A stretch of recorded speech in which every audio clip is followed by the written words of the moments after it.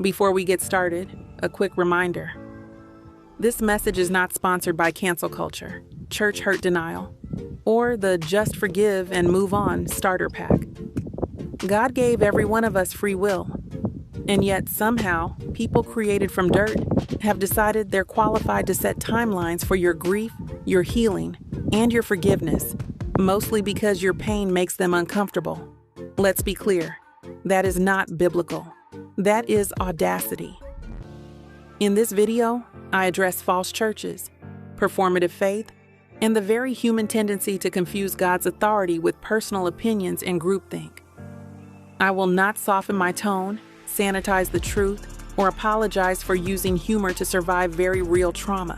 If laughter offends you more than hypocrisy, this may not be your channel, and that's okay. If this message convicts you, take it to God. If it offends you, you're free to unsubscribe with your peace intact. I wasn't called to people please. I was called to tell the truth. Hey peeps, it is Thursday, 5:03 p.m. in Lorton, Virginia. So, I just want to talk a little bit. I want to talk about this, I guess you call it the cancel culture. I'm just going to flip through the pictures that I have here on my computer while I'm doing this, just to give a little bit of variety to it instead of me just talking, This cancel culture operates in every aspect of life here on earth, particularly within the church culture. Be it false, be it righteous, be it just church. This cancel culture operates under the guise of providing unsolicited advice in the form of God said such and such. God said such and such. But God talks to me about my own self. Now, I can only speak for myself. I'm pretty sure other people have other opinions, and we are entitled to our opinions. You know what they say about opinions. Okay? We are entitled to that now. We are a free society. So, I say this to say, I am going to alchemize the negativity that has taken place in my life. And this is some heinous stuff. This is end time stuff. This is the stuff the Bible talks about will happen in the end. It says, in those days, and these are the words of Jesus, in those days, a man, meaning a person's enemy, will be the people of his household. And he goes on to say, mother against daughter, daughter-in-law against mother-in-law, father against son. We are in the last days, whether we want to admit it or not. We can sit around clicking and posting and doing all this fancy stuff, showing lies of our life. Because half the stuff is not true. Who are you trying to impress? Seriously, who are you trying to impress? You're sure not impressing God. I'll tell you that right now. So this cancel culture weaves itself as God said you need to just let that go and just move on with your life. God did not tell me that yet. God gave me inspiration to make some money from it because it's still going on. And I choose to do that. So do not come to me with a message that God said to let something go and get on with my life when that's not the message that God gave me. If I can make a comedy series out of what is happening to me, I can make some money from it. And if they tell their story for real, if they tell the truth, they can make some money from it too. I ain't trying to hoard all the money. But I am going to make positivity out of this stupid stuff that has happened to me, that is still happening to me. So save your advice, save your cancel culture, because I'm telling you right now, if there's something that this channel does that offends you, stop watching it. I'm going to tell you right now, we got real stuff to worry about. This is some art I did a few months ago. I'm really behind in getting stuff out, but this is where we are. You know, we got to rebuild America. We still have people with no homes from storms that took place 3 years ago. 3 years ago. We should not be here. So I'm going to tell you this. If there's something that my channel does that offends you in some kind of way, or that you think should go another way, I advise you not to watch it. Unsubscribe, do whatever you have to do. But you are not going to cancel me. I'm going to keep doing what I have been called to do in the manner I have been called to do it, despite your judgments. The words of Jesus were, "Judge not, lest ye be judged with the same measurement which you judge others." And he also went on to say, first, pull the log out of your own eye before you talk about the splinter in your brother's eye. You see the comparison? Those were the words of Jesus. And he said more than that about it. Read it. Stop judging people on things that you can't even keep straight yourself. And I do love all of you. I really do. But you're not going to judge me. You're made of clay just like I am. And once you realize that, you'll be a lot better off. I don't know where I was going with this. Probably some industrial bullshit going on, sucking the life out of people here in the United States. We really got to do better. So I say this to say unsubscribe, because you're not going to change me with your false tongues and your false doctrine. And that's going to be a segment for another time. You know, because I still have to talk about the false church, because you got so many people trapped in that travesty of bull crap, and you're leading them straight to hell. That is what you're doing, and their blood, their souls will be on your hands. I guarantee you. Ask Papa, meaning God. That's what I call him. What else did I want to say to you all? I think that will do it for now. You know, and as far as, you know, my personal life, I don't share my personal life unless I want to. And right now, this is a part of my personal life that I care to share. And I'm glad I did, because somebody actually saw and believed me. They believed my story. I would be unalived right now if I had not told my story, and I'm supposed to shut up about it. I beg your pardon. God ain't told me to shut up, so I'm darn sure not going to let you tell me to shut up, piece of clay. Get over yourselves. You're not who you think you are. Detected at your front door. Let's see. But I do love it. I love all of you. I really do. And my future kingdom spouse, I love the mess out of him like no other. I feel him. I haven't met him, but I feel him, because God told me what I'm feeling is real. And I believe him. I feel him. And I will be submissive to him to the day I die.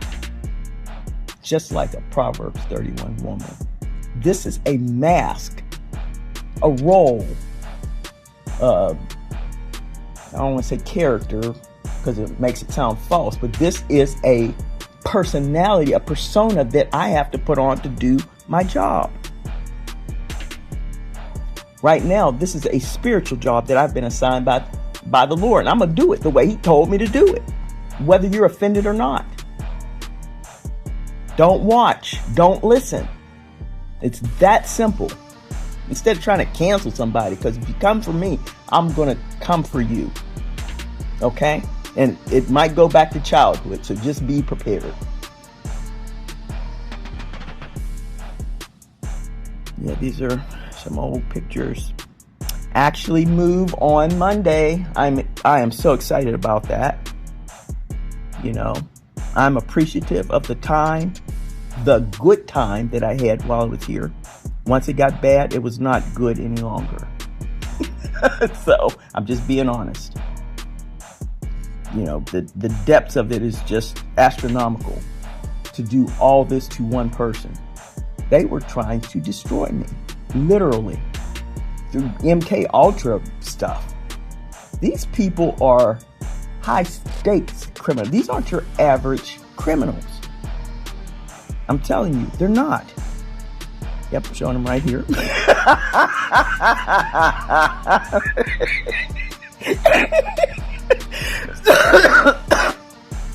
That's me and my son. My son is 6'3.5". Yeah, because I'm not a short woman. I was at 5'9" at one point when I first joined the military, but you know, all the years of wear and tear, they just break you down. More criminals.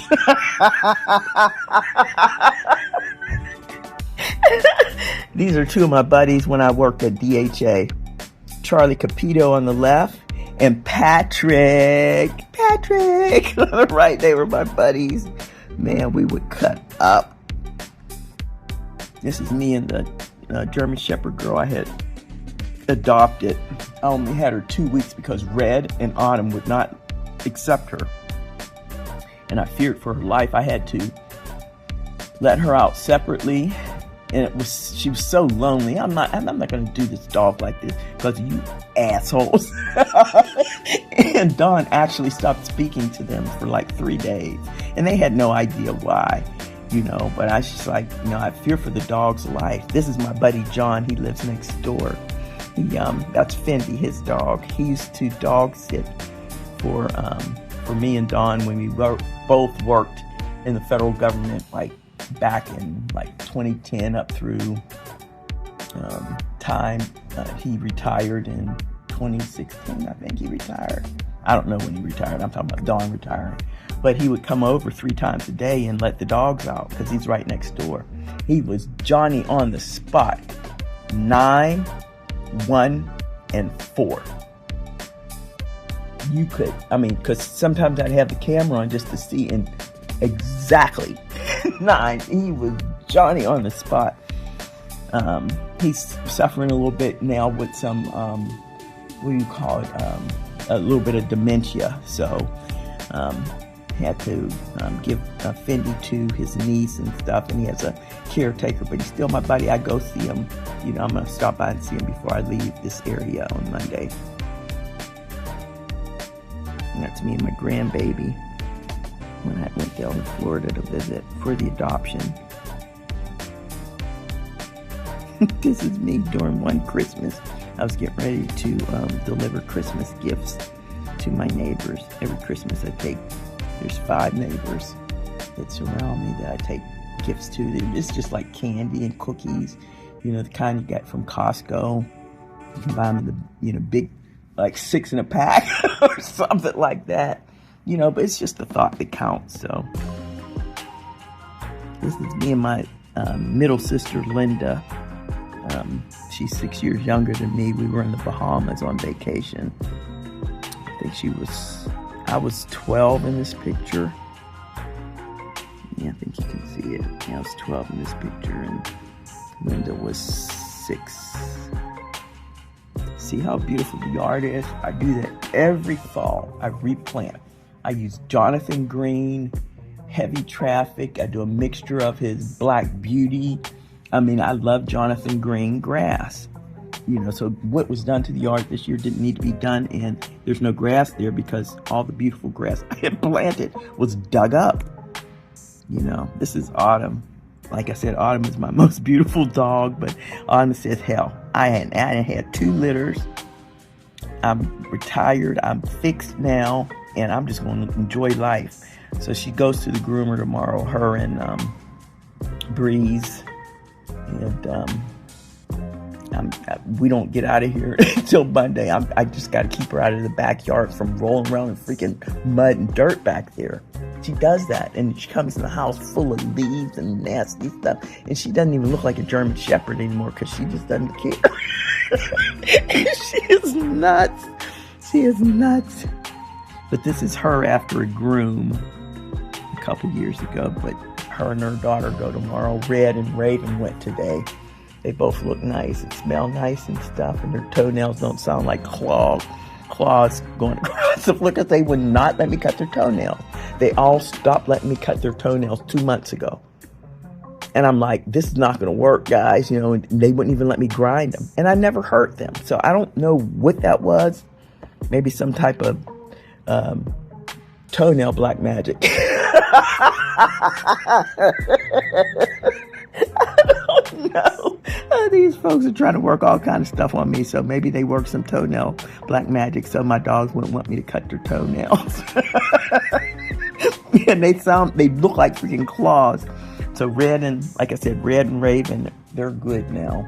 They they got done today. I dropped Autumn and Breeze off tomorrow, and I'm sending them that way. I'm sending one, I call them the adults, but the old one, I send Joe and Medea, one with each, because if I send the girls together, they will cower because they have kind of submissive personalities around other dogs for some reason, and the other dogs bully them. But if I send Mama with one and Uncle Red with the other, ain't nobody gonna bully any of them. And I asked Jason about that today. He said, nope, nobody messed with her at all. He said, in fact, she was in her guarding position over Jason, the groomer, once she realized who he was. Because at first she looked at him when he came to take her out the car. She's like, I don't know you. I'm not going with you. But then once she knew who he was, she started guarding him. I said, yeah, she does that with the males. With me, she treats me like I'm her baby or something, you know. These are pictures of the kennel when it was fully up and running.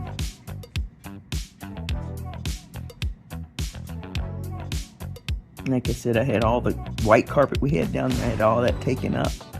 And I painted it myself. Everything. Including the doors. They were just the standard white ones. I painted them black. Black color. I just wanted to do something different. And then I had Home Depot come in and install the life-proof, pet-proof engineered wood floors. There's not a scratch on them, and they're like, I had them done in, I think, 2020, because I started Autumn's house in 2020. She had her first litter in 2021. That's Breeze. She's always been beautiful. That's her. She's like, I think 2 or 3 months here. Yeah. I'm going to breed her. She's not letting me know when she's on her cycle. You're going to be bred this time. You know that. You're 4 years old. And I'm getting 2 litters out of you. Yeah, so this is her. Her and Atlas. Atlas belongs to this Marine. He's a crazy dude, Atlas. They're at the vet there. And this is me, Christmas 2023 with Breeze. It's just that picture I did when I was really depressed. This is Breeze. We were at training. We went to Petco to do training. Matter of fact, they still have a reservation for me that I paid for 3 years ago. Yeah. It's paid for, so I might donate it to somebody. That's Autumn and Breeze. Breeze was probably about 6 or 7 months there. Don't they look alike? Mom and daughter. Like I said, Autumn doesn't look like a German Shepherd because she's rolling around in friggin' filth out there and stuff. Just, there's no grass there, so she's literally rolling and rubbing her back and shit in the dirt. And she's going to cost me the most to get done, you know, as far as grooming because she's a long coat. Plus I've got to get a special treatment for her skin and stuff. And I'll be darned if I'm gonna let her roll around in the dirt, after that's done. But this is me and Jasmine. Jasmine's now 21 years old. This was at her first birthday. I went home to Pittsburgh. I think she's got my earring or something. Yeah, I think she does. This is me when I was 2 years old. Yep, just 2. I'm gonna get this picture redone. You know how they can do it. I wrote on there, I love you.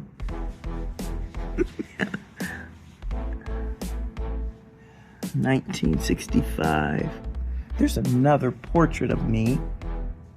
I think I'm around 6 years old, maybe going on 7, and it was done in Braddock. I remember I have a paisley dress on. It's a red paisley dress, and my hair is, pressed, it's straightened and flipped, kind of like I have it now, kind of like in a bob, but it was a little bit longer than that. And my mother never got that portrait out, but she got one out of Linda that she had done the same time. I need to find the name of that place. I was around 6 years old. It was a studio in Braddock, Pennsylvania. And it's the portrait of a little black girl, as I just described. But this is me, Elizabeth, and Dr. John Fuller at our Christmas party, Applied Development Christmas party, maybe about 2-3 years ago. This is me and my buddy Joe. He's the subcontractor. I was the PM on a couple of the projects we worked on together there at Applied Development.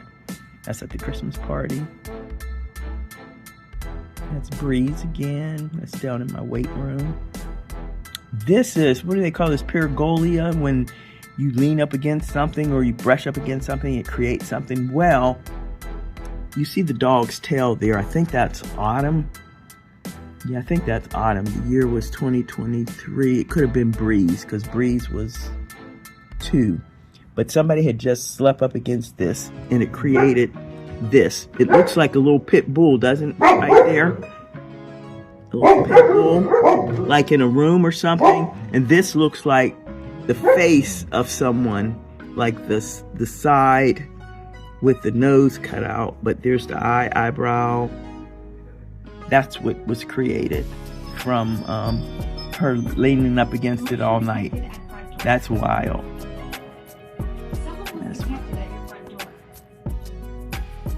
That's just another angle of it. This is one of my teams. The guy on the right, Philip, he's Dr. Philip. What's Philip's last name? He's a retired lieutenant colonel. We were changing out. He was getting ready to leave, and I was taking over the project, which this project was Washington Headquarters Service project. And believe it or not, we did not coordinate our outfits. We just both showed up. This is at the Mark Center. We both showed up at the Mark Center. It's like, hey, you mimicking me? Because it was summertime, so just had summer suits on, I guess. Real nice people. This is a collage that I had made. David Jones made that, and I had it sent to a place and printed on wood for his 70th birthday. These are the babies. This is Raven, and that's Whiskey in the back, and that's Big Sister Breeze. Kisses, kisses, kisses for my sister. And there's Mama checking. But this is a little long. It's a little lengthy here, guys. This is Raven and Whiskey. This is when they started crate training. I started crate training them at 6 weeks. And this is my bed, how I had it set up down there, because I sleep with them. Everybody wanted to hang out down there that night. So Mama would be there because those are her babies. Sister Breeze and Red, everybody was hanging out. I had, how many German Shepherds is that? 6, 6 of them. Wait a minute. There's 2 puppies and 3 adults. So I had 5 German Shepherds around me. That's Big Sister Breeze. She would sleep on her back when she would take her naps and stuff like that.